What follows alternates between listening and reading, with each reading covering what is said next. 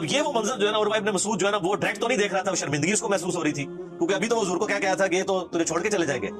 وہ نا ڈائریکٹ تو نہیں دیکھتا تھا، تو وہ یوں کر کے رکھیوں سے دیکھتا تھا کہ یہ کیا کر رہے ہیں. ڈائریکٹ دیکھنے میں وہ اپنی ایک تذلیل محسوس کر رہا تھا. خیر یہ منظر اب دیکھا نا اس نے، تو جناب وہ واپس گیا. اس نے کہا ابو سفیان کو کہ بھائی جی چپ کر کے بوری بستر چکو تو واپس جاؤ، کیونکہ میں اس میں الفاظ ہیں بخاری کے. اس نے کہا کہ میں بڑے بڑے بادشاہوں کے دربار میں گیا ہوں، میں کیسر و کسرا رومن امپائر کے ہیڈ اور پرشین امپائر کے ہیڈ کے درباروں میں بھی گیا ہوں، میں نجاشی کے دربار میں بھی گیا ہوں. میں نے کسی بھی بادشاہ کی رعایا کو یہ تعظیم کرتے ہوئے نہیں دیکھا اپنے سردار کی، جو محمد صلی اللہ علیہ وآلہ وسلم کے اصحاب کرتے ہیں. پھر اس نے آگے بیان کیا، اس نے کہا اللہ کی قسم جب وہ وضو کرتے ہیں وہ ان کا پانی نہیں نیچے گرنے دیتے، ان کا تھوک مبارک نہیں نیچے گرنے دیتے. اور اللہ کی قسم میں نے دیکھا کہ جب نبی علیہ السلام گفتگو کرتے ہیں تو وہ اس طریقے سے خاموش ہو جاتے ہیں گویا کہ ان کے سروں پر پرندے بیٹھے ہوئے ہیں، اور آپ کی بس زبان مبارک سے بات نکلنے کی دیر ہوتی ہے تو جھپٹ پڑتے ہیں وہ، اور وضو کا پانی لینے کے لیے وہ اس طرح کی دو کرتے ہیں گویا آپس میں لڑ پڑیں گے. تو انہوں نے کہا یہ اس بندے کو آپ لائٹ نہ لیں، تو چپ کر کے ان کے ساتھ معاہدہ کر لیں.